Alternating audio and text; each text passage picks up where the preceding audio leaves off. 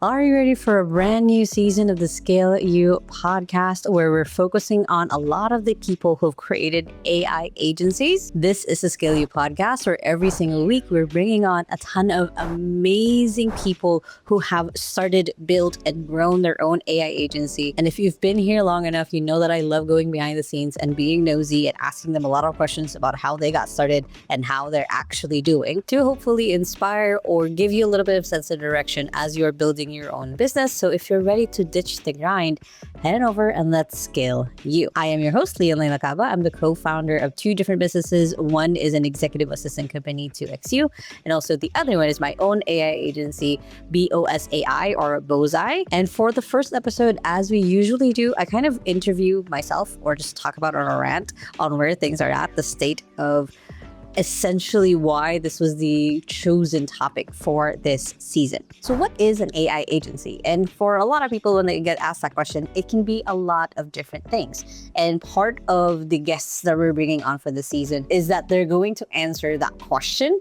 And there's always going to be a different vibe, I guess. Like a lot of people I've seen started AI agency, just purely automations. That's it. That they build out an automation that's beyond just connecting an app to another. They add an AI element to it. So for example, instead of just an automation that goes ahead and transcribes a YouTube video that I've created into an Instagram post, it basically runs through an AI brain. So then it goes ahead and actually makes sure that it is in my voice, it is in my style, and it's custom to the platform that I want it to be posted in. So that's what I mean with AI automations versus like just normal automation. It basically runs through whatever prompt, whatever setup, whatever kind of agent that the person has built for them. And it basically makes it where the automation is just beyond just if this, then that. The other types of AI agencies that I've seen are more marketing agencies where they've used AI to be able to build out complete funnels for people, whether that's even just a marketing funnel or their sales funnel. There's other AI agencies where they use it for their SEO or their search engine optimization. So they show up when someone asks on Claude, for example, what's the best executive assistant business in the Philippines. 2XU might not be on top, but hopefully it'll be in there because we've created a ton of content to point towards that. There's also AI agencies that are very specific to a niche. So there are AI agencies that are pointed towards tech. There are agencies towards science and health. There's agencies pointed towards whatever almost mini niche that you can think of. Someone's probably already created an agency for that. And for myself, for BOSAI or BOSAI, I started it out of building systems for people. So for years and years and years, building out 2XU and building out with our clients, one of the things that came up over and over again was that our clients who wanted to scale, who wanted to hire right away, ended up failing their hire or not getting an ROI on their hire because they didn't have the systems built for it. And essentially what that means is they would hire someone because they were in chaos mode or they were in growth mode, but they didn't have their systems down to a pat, that whenever they delegated something to their assistant, they didn't have anything to back themselves up. They didn't have anything to essentially for their assistant to build on. So then I started creating BOS, the business operating system. And that was kind of the service that we offered to a lot of our clients. And like, hey, we'll map out your business, we'll build out your SOPs, we'll work with it with your assistant. So then they have something to build on. And we found that super, super successful. Like anytime our clients actually successfully went through the program, they would find like, hey, it was easy for their EA to now move around, to now start thinking of ways to grow their business. Because then not only did they map out their business, but now their assistant, their person, has full context on what the business is, what it does, how it focuses on certain things, and basically gave our clients a lot of the freedom to be able to just focus on growing because their assistant knew enough of their business that they didn't have to keep asking their client, where does this go? What does this do? Et cetera, whatever that looked like. So then in about 2024, so 2 years ago, I started crafting BOS and added AI into it. And what that basically meant is treating AI as an additional tool to keep their BOS together. So this could be creating like a bot or an AI thinker where it draws the information from building out their SOPs, their assets, whatever that looked like for them. And then anytime that someone inside of their team had a question, they can just ask that and basically draws the ideas, the thoughts of like, hey, this is the SOP for that. This is the policy for that. This is where that asset is. This is where that template's at. So it made it easier for their team to be able to access that knowledge. So it didn't just live in their brains or their executive assistant's brain. It could live in anyone else's computer because the brain was now an AI basically that managed and handled a lot of it. And because the AI knew their SOPs, their processes basically, the AI could also execute a lot of the tasks basically that they wanted someone to do. And that was where it kind of clicked in my brain. So earlier in this year, it was like, what if we just sold BOSAI as a separate thing from 2XU? What if we not just offered it to 2XU people who had EAs, but it offered it to people who just really needed systems before they added AI into their business? Because a lot of the time, same thing as hiring, people just added AI without having systems built. And it basically created this weird gap where the clients were basically going ahead and adding AI to a mess, which multiplied more mess, which made them frustrated with AI, which made them want to hire an EA. So it was this vicious cycle that I kept seeing over and over again. And then when they would hire an EA, because they didn't have systems, their EA would fail and they would not want to hire at all and they just do it themselves anyway. So it was just this cycle that I kept seeing over and over and over again. So we started offering BOSAI, honestly, just in the second quarter of 2026, because in the first quarter, I was really focused on building up to 2XU, getting to a certain point. And I'm like, okay, now I want to start focusing on BOSAI just because I did also just start getting a lot of momentum for it, especially creating a ton of content on like AI and of course, like creating automations and stuff. So I started getting clients for it and we started even creating a wait list for it because there was only so much capacity. Both because it's right now, as of this moment of recording, it's really just me and one other person who's my, basically the person that I trained in BOS and then I take care of the AI side of it. So we've kind of tag team it of like, she helps build up a lot of the systems. I look at the systems that she's built and then we look at where we can add AI into it. So it's kind of this cool, at least for now, it feels cool, back and forth between me and Hazel basically. And for a lot of the work that we've been doing, it's mostly with a lot of clients who are service-based or SaaS businesses actually. That's been the other one. It's like it either is a local service company or it's been SaaS businesses. So I have been having so much fun doing this. I haven't started a new company in like so long, basically since 2XU in 2019. So it's been very exciting to have 2XU kind of growing and doing its own thing at this point, because it's now, funny to say, old enough to kind of keep doing things on its own. And then I can go ahead and just focus on BOSAI and growing it and establishing it basically and seeing what capacity we do have to be able to keep going. And that's essentially our own version of an AI agency. Is we're a systems AI agency. We systems first and then we add AI into your business. So a lot of it is very nerdy and might be too not really technical, maybe a little bit just boring to the outside. But for me, as like an AI and systems nerd, I thrive in it. I'm so excited to keep doing this and to build things outside of me, I guess. Because like for me, I've been having so much fun building things with AI. I've built like my own dashboard, which I do have like a separate YouTube video on like how I built my own dashboard. I have built mini tools for my team. I have built mini tools for our clients as well. And like the most fun one was I used to run a book publishing company and I had to kind of step in as a consultant for a while. And one of the first things that I built for them was actually just an AI proofreader where it was trained on how their established like system when it came to editing their books and proofreading their books.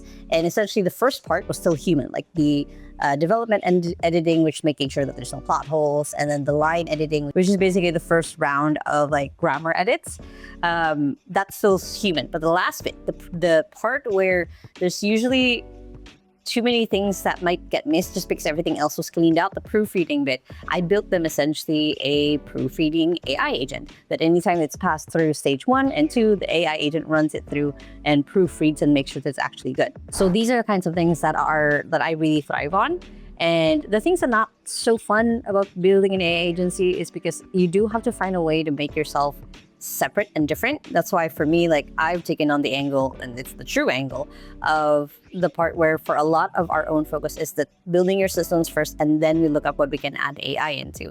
Because again, people that make that mistake over and over again of just adding AI to anything, just getting whatever latest tool, just getting Claude Pro 200 a month without even knowing what they're going to use it for.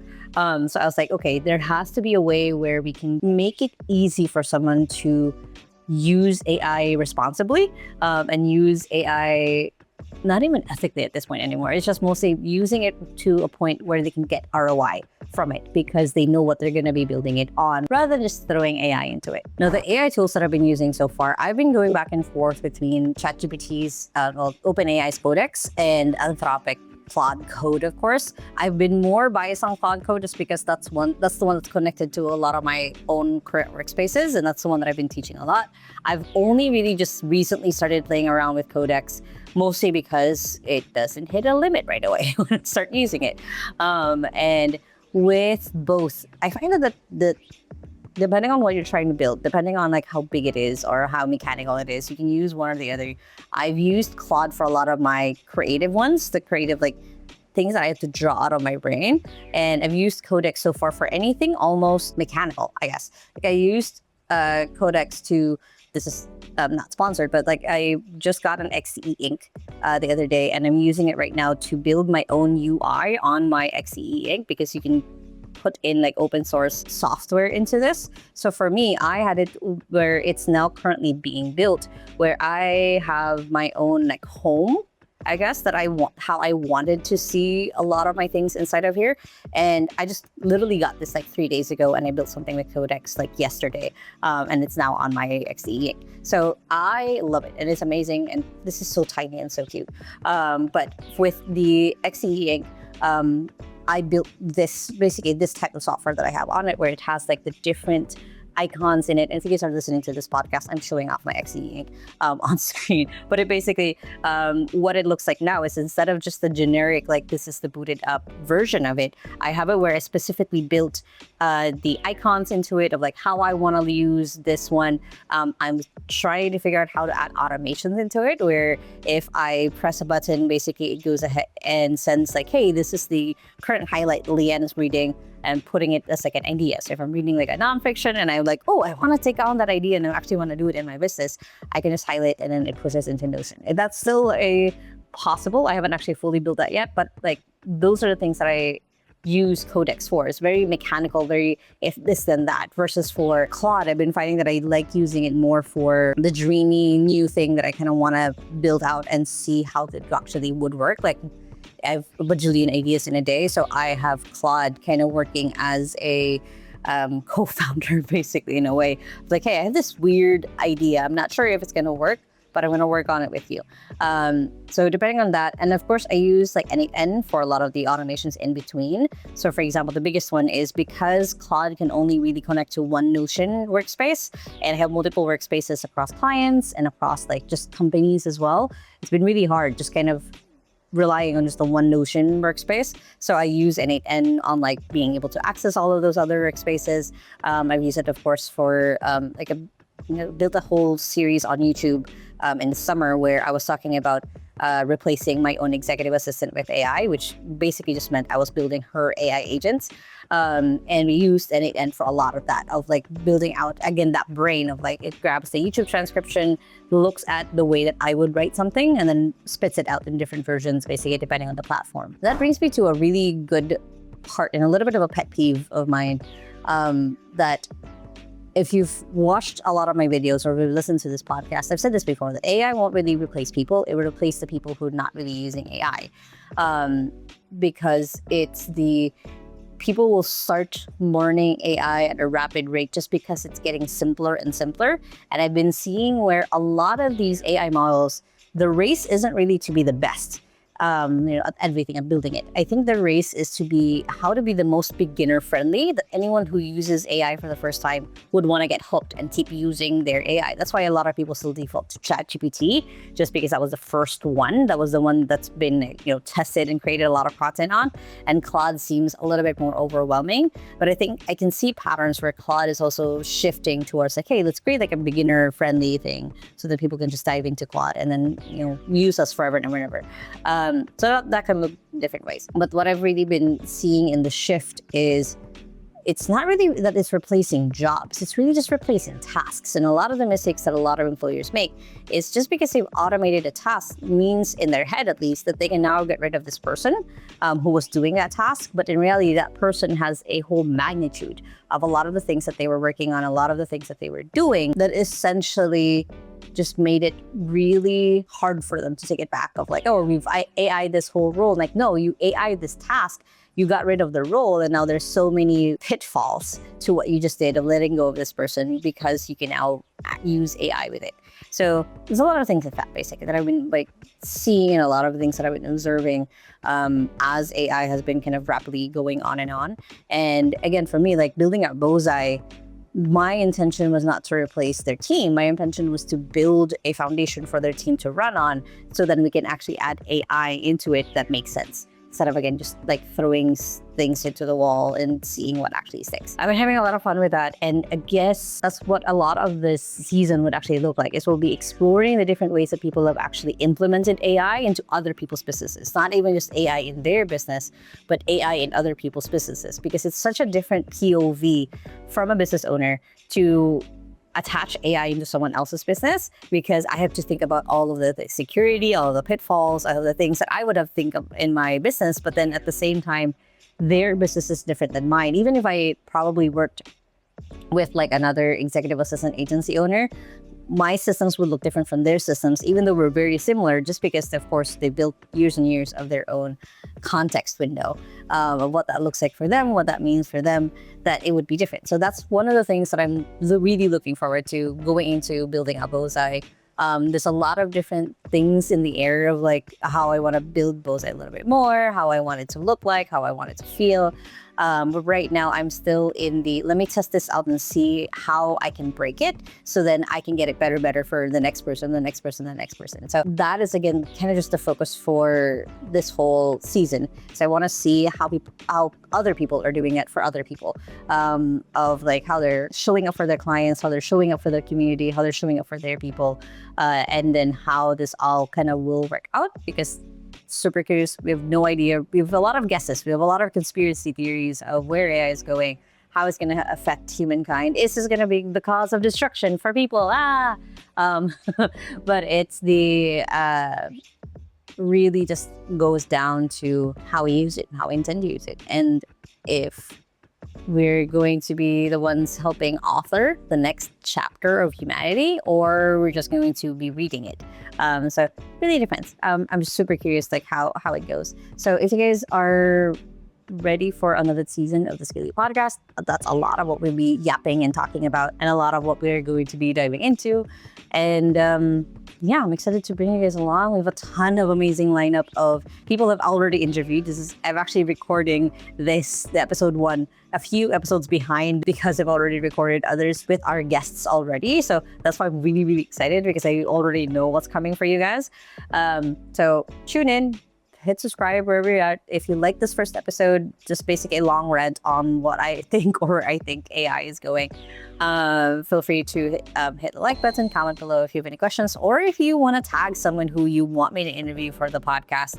I would love to do that as well. And again, hit subscribe so you don't miss any of the future episodes of the Scale You podcast. And I hope you guys have a wonderful and fantastic day. Remember that small steps matter. So I'll see you in the next episode. Bye.